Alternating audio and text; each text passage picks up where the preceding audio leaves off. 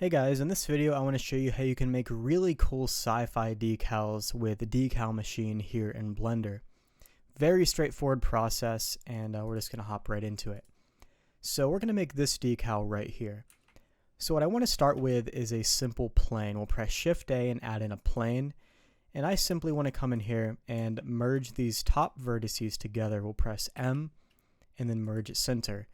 Now just to make this a bit more rounded and natural, we're going to select everything with A and press Control Shift B and just scroll up to like 12 segments or something.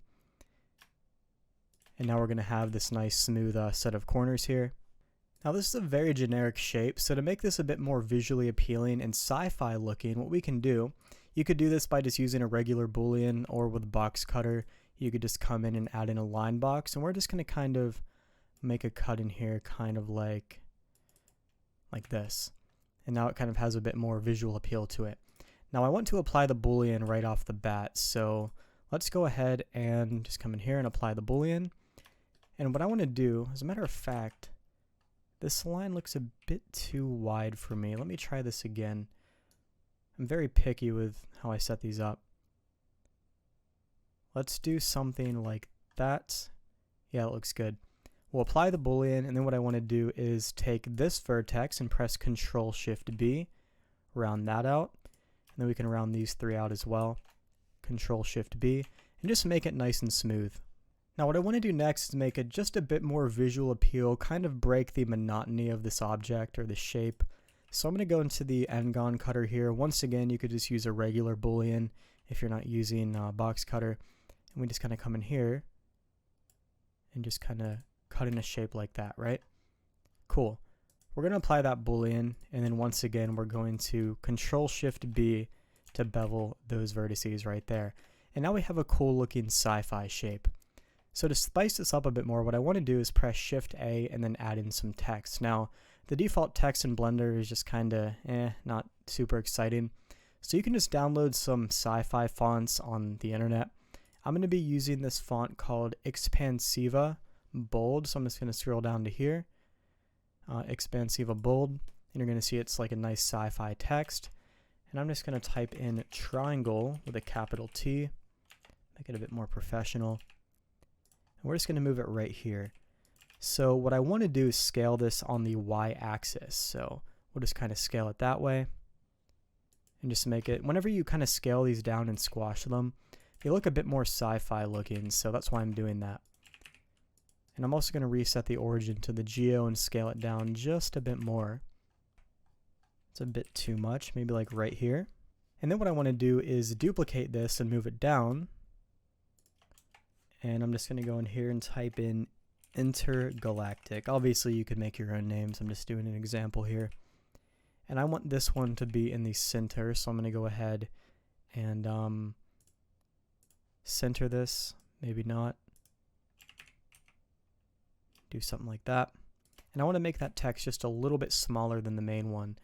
So we'll just turn off the overlays and see how this looks for right now. This needs to be scaled down just a bit more, I think. And this needs to be moved up a bit more. Not really sure I like how that feels. We'll kind of scale both these up maybe. There we go, much better. So this is the easy part. The tricky part is turning this into a decal and decal machine. So basically, you know, adding it into your own library. So what we're going to do is set up a camera. We're just going to press Shift A, add in a camera, and I'm just going to make this a square size. We'll do like 2048 by 2048. And then what we want to do is let's make this an orthographic camera. And I'm going to press Control-Alt-0 on the numpad. Likewise, what you could do is you could go to View, Align View, and then Align Active Camera to View. And then if we press G and then ZZ, actually we can't do that in ortho, we have to use the orthographic scale. I'm going to kind of move that in and move it up. Try to get this as centered as possible. Okay, I do want to make this a bit more kind of rectangular. We don't need all this space here. So as a matter of fact, I'm just going to make this a perspective view and give it like 300 millimeters, which is basically orthographic. GZZ to move it out. Basically the same thing. Make sure the borders are tight, and then what we want to do is perhaps just kind of scale that down a bit. Something like that will be okay.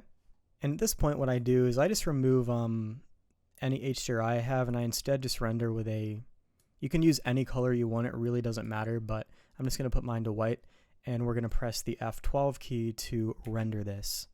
Okay, here we go. This should only take you a few seconds to render. It took me like a minute because, one, the resolution is pretty high. You could probably scale this down, to be honest. And also, you don't need a high sample count at all. You can use like, I don't know, 20, probably something really low like that. Anyways, it should not take you long to render even on a weaker machine. So I'm going to go ahead and save this image, and I'm just going to save it as a 16-bit TIFF here. I'll just call this triangle, that's fine. And we'll just save that. The reason we want to use a 16-bit TIFF is because it's a bit higher quality. We're going to save it as a PNG at the end.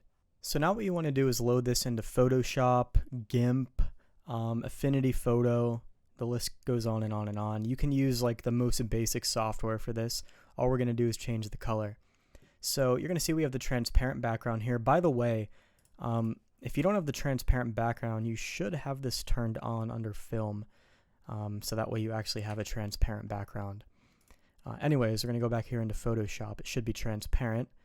I'm going to select this with the magic wand tool, and we're going to invert the selection with Control-Shift-I. And what I want to do is change the color to 128 by 128 by 128. So it's like a gray color, midtones.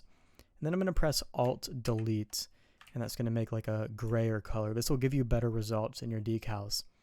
At this point, we can scale this down. I think the resolution's a bit too high, so maybe we just like divide it by 2 or something. That's probably fine.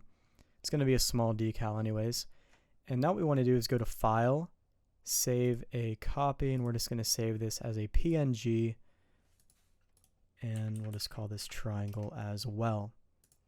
Go to Save, and medium file size is fine. The next part's really easy. All we need to do is you can open a new blend file. That's what I'm going to do as a matter of fact. And in this blend file, we want to, first of all, we're going to go to Decal Machine. So we'll go to Machine, click on this button, going to go to Info Decal, and make sure you clear out any images you have here. Now I want to load in that image, so I'm going to go here and load in that PNG we just saved.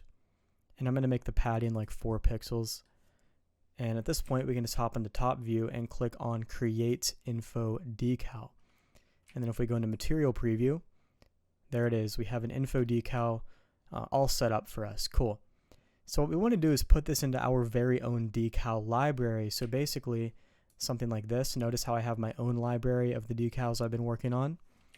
Really easy to do. We have to go to Edit, Preferences, and in Decal Machine, you can actually add in your own library by going here.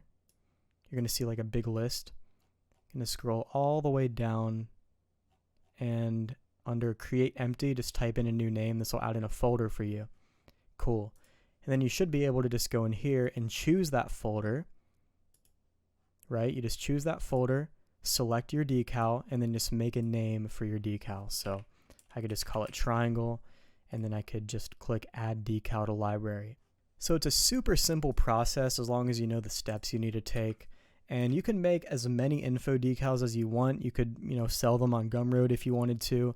If you are going to do that, I'd recommend making a lot and making them really good quality, because a lot of people have been making decal packs recently. So as a result of that decal video I made months back, I really did not expect that many people to start making decal packs. So yeah, you're going to want something to stand out. These are just for, on our Patreon, we make decals every month, so that's why I'm making these in the first place. But yeah, that's how you make your own. Then you can just load them in whenever you want and use them in your scenes. Pretty cool stuff. Hope the video helped, and I'll see you in the next one.